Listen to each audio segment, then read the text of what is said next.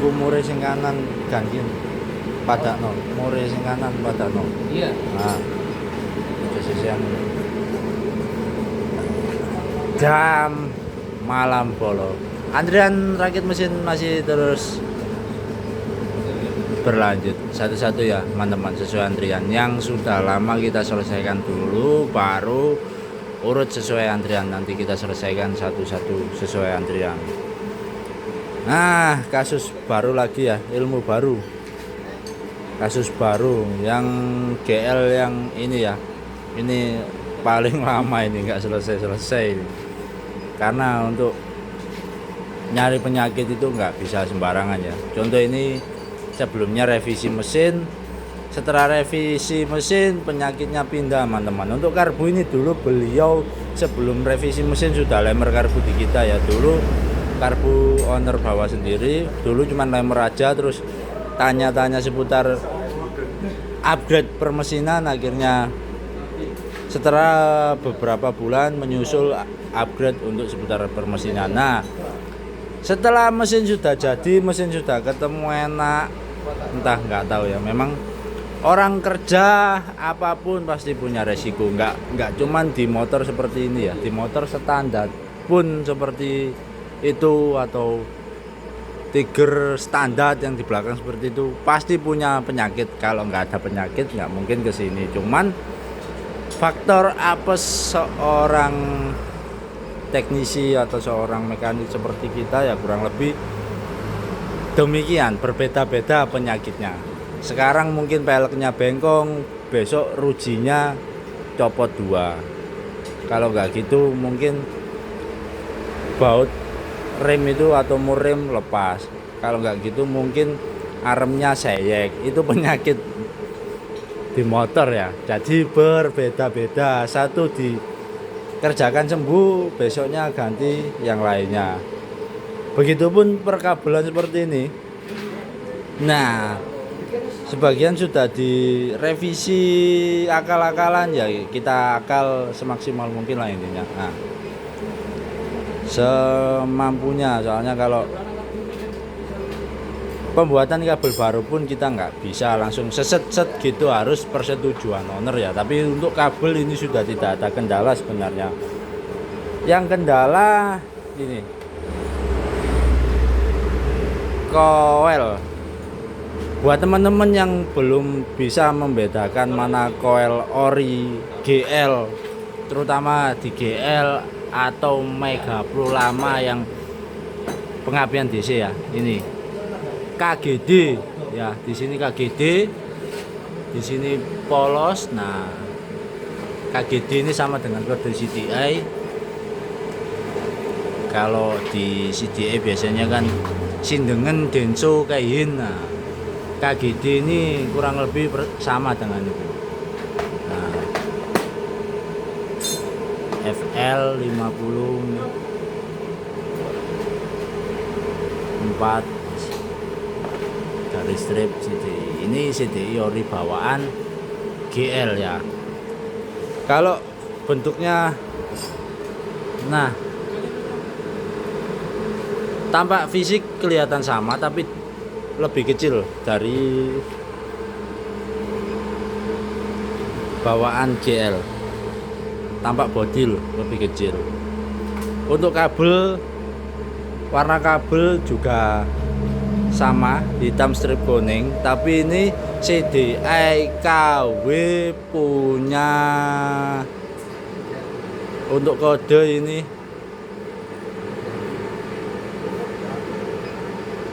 tag B MP26. KW memang kurang lebih seperti ini ya, sama-sama ada kode tag seperti kayak di pulser itu. Nah, ini ayo sharing teman-teman, ini CDI apa? Apakah punya Honda Grand atau punya Supra lama? Kalau Karisma kayaknya enggak. Untuk sistem pengapian khususnya untuk kebutuhan motor harian touring, intinya pengapian ya, apapun komponen pengapian, entah CDI, entah coil, entah kiprok, kenapa kita tidak pernah menyarankan KW-KW seperti ini ya itu. Ini kelihatan ya masih baru. Berarti ini umur koel masih mungkin belum setahun setengah, belum setahun mungkin. Nah, koel-koel KW seperti ini sangat berbahaya. Jadi untuk penyakit di koel ini waktu mesin dingin enak. Awal kita ngidupin mesin di sini ya itu penyakitnya. Mesin dingin tidak ada kendala. Tapi waktu mesin panas kurang lebih perjalanan awal pertama saya pakai yaitu kurang lebih perjalanan 20 km motor kayak mogok, kayak busi setengah mati itu. Kayak penyakit pulser, panas mati. Ditunggu, didiemin, nanti mesin adem dia sembuh. Buat jalan lagi mati. Lama-kelamaan jarak itu akan berkurang. Semakin usia koil sendiri dia semakin rusak, semakin parah. Persis penyakit pulser. Makanya untuk teman-teman yang mengerjakan mesin atau kalau ada kendala CDI panas mati, digeber berebut, pastikan dulu pengapian sehat, terutama yang setting karbu. Kenapa? Setting karbu, tukang setting karbu biasanya yang ditanyakan speknya berapa, pengapian pakai apa. Biasanya kan tukang setting karbu detail. Tukang setting karbu pasti lebih paham.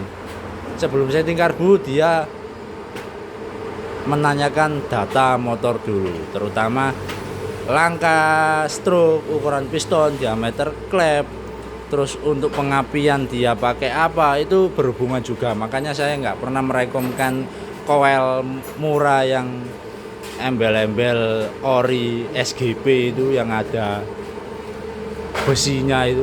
Nah, yang disabui besi itu apakah itu koel bawaan motor CDI atau Platina, silakan dicari sendiri datanya ya. Nah, lanjut. Setelah drama yang panjang dari kemarin karena berbarengan ini penyakitnya. Akhirnya untuk penyakit panas matian setelah kita ganti pulser nggak sembuh, baru kita lihat untuk bagian koel. Ternyata memang benar, setelah kita cobakan pakai koel yang ori sembuh. Nah, semoga saja besok ini saya pakai jalan jauh aman biar segera pulang ya. Begitupun aki-aki, kalau bisa rekomendasi aki ini ya 6 ampere. Aki merek lain sekarang tidak bisa menandingi atau mengimbangi motor-motor seperti ini, terutama untuk angkatan dinamo starter ya. Ini masih lampu oblik teman-teman, masih lampu dimar. Apalagi kalau yang sudah pakai bilet-bilet seperti itu ya.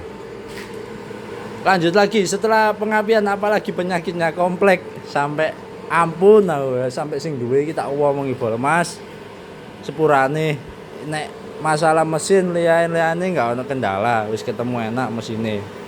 Mesinnya wingi rada butuh, tapi nek bagian mesin diusahakan pasti bisa ditangani ya. Lanjut, koel mesin sudah beres, pengapian sudah beres. Nambah lagi satu penyakit. Nah, ini untuk pengalaman teman-teman ya.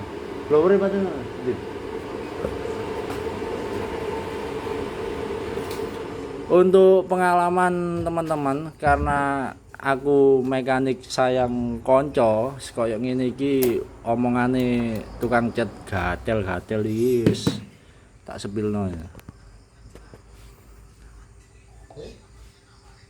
Jadi tangki ini dulu revisi ya, ganti lantai, nut lurusan, plus rubah ini, rubah pakai tutup diesel atau pakai sumuran model CB ini ya. Ini sumurannya juga diperdalam karena penyakit di GL memang kalau tangkinya full gampang tumpah ya untuk bagian bensin. Nah, untuk proses pengelasan tidak ada yang salah. Yang terlalu berambisi tukang catnya. Tukang catnya terlalu berambisi apa? Sudah dipoksi terus dilapis resin. Nah, metode seperti ini yang jarang yang saya tidak pernah rekomkan, karena dari dulu ada rame-rame tangki di resin saya nggak pernah ngikut, yaitu karena orang yang paham kimia atau bahan bakar pasti paham, tidak ada cairan apapun yang mampu mengimbangi bensin atau bahan bakar. Harap didengar tukang cat, apalagi yang tukang cat tangki, tidak ada cairan kimia apapun yang mampu mengimbangi bensin. Untuk sementara mungkin yes, untuk sementahun atau selamanya tidak mungkin. Contohnya apa? Ini sebenarnya lapisan awal sudah benar dipoksi, boleh moksi. Poksi pun untuk tangki itu bukan poksi sembarangan ya. Sistem poksi yang bagus intinya. Enggak nyebutkan tipenya ya, karena tipe poksi banyak. Kalau poksi memang rekomen, karena sifat poksi memang kalau pengeringannya pas, pabrikan juga kan dipoksi, tapi poksi sistem pabrikan beda teman-teman. Poksi sistem pabrikan itu dicelup satu gelondong sama sama tangkinya ini. Nah, jenis tipe poksi pabrikan itu tidak hanya poksi untuk supaya nggak rembes. Jadi intinya poksi di tangki itu bertujuan bukan untuk biar awet nggak rembes, bukan teman-teman.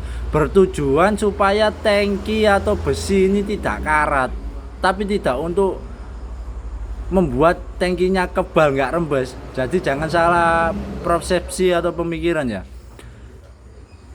Tangki pabrikan yang dipoksi itu bertujuan hanya untuk meminimkan karat supaya tidak terlalu berkarat. Nah, yang terlalu ambisius orang-orang kita, yaitu orang-orang Indonesia, sudah dipoksi. Nah, yang poksi seperti ini nggak masalah. Poksi baru itu pasti ninggal. Makanya kalau kalian habis ngecat tangki, usahakan korbankan bensin 1 botol besar 1,5 liter itu loh, yang ukuran nyerek botol bensin nyerek. Botol bensin yang ngumbah biasa ini. Nah, ukuran segitu. Nah, kayak botol-botol Sprite itu. Untuk apa? Untuk membersihkan tangki. Dimasukkan ke tangki, digojek-gojek, ditap, dibuang. Nah, dibuang, dimasukkan lagi, ditap, dimasukkan lagi, ditap, dimasukkan lagi, ditap. Bertujuan apa? Satu, untuk membersihkan kerak. Kedua, kenalan dengan poksi. Jadi sisa poksi yang enggak menempel sempurna itu biar keluar di tangki. Terus kalau habis pengecatan ulang, kalau bisa tangki pasangi filter dulu ya. Filter seperti ini boleh. Nah, sampai tak pasang filter seperti ini loh, masih tembus poksinya. Makanya untuk kasus mesin ini sampai ganti kop ini kemarin.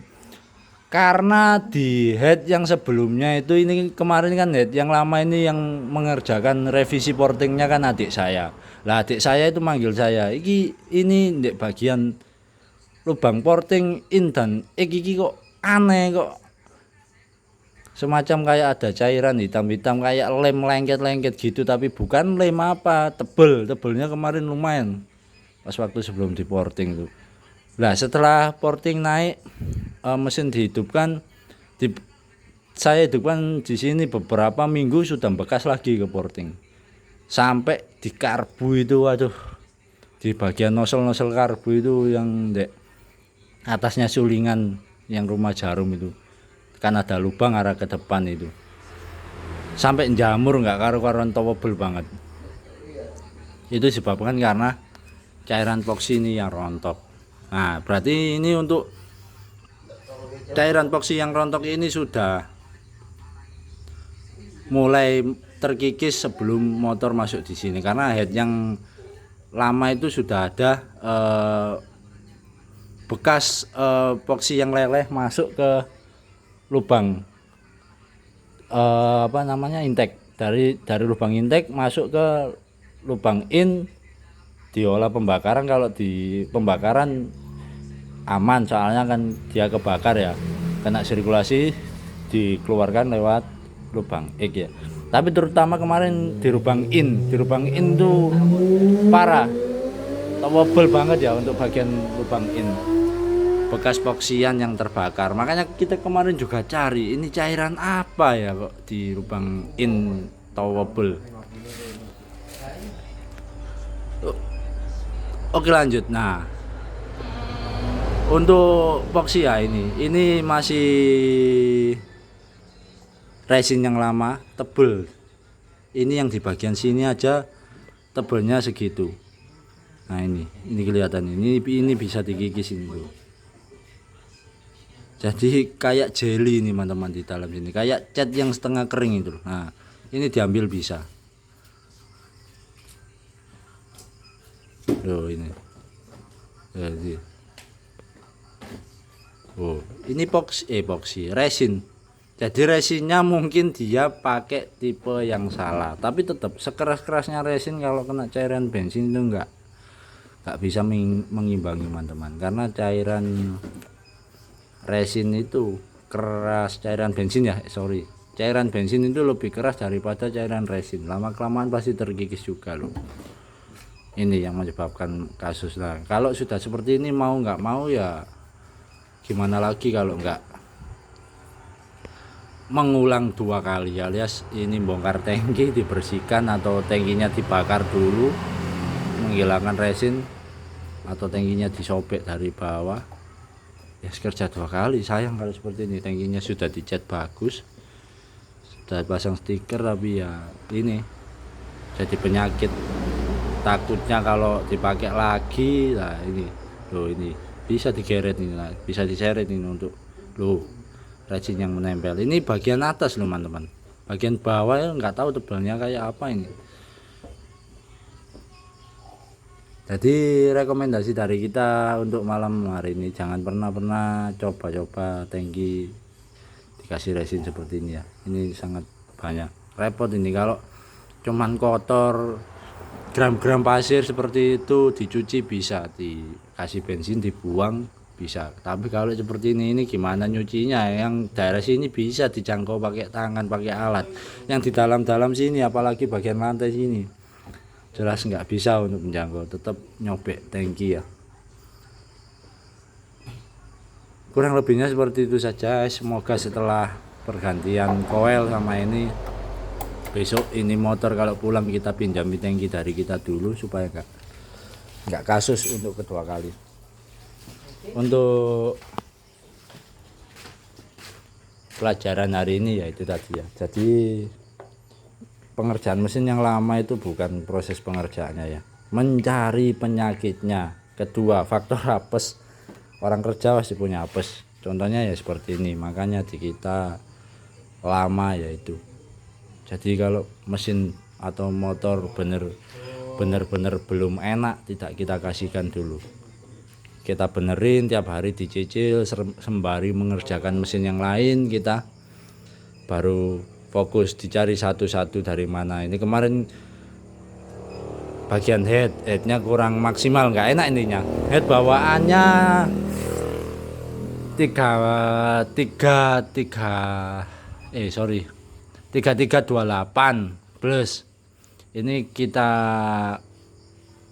ganti head pakai Tiger klep standar, speknya langkah 70, piston 70 ya untuk spek mesin.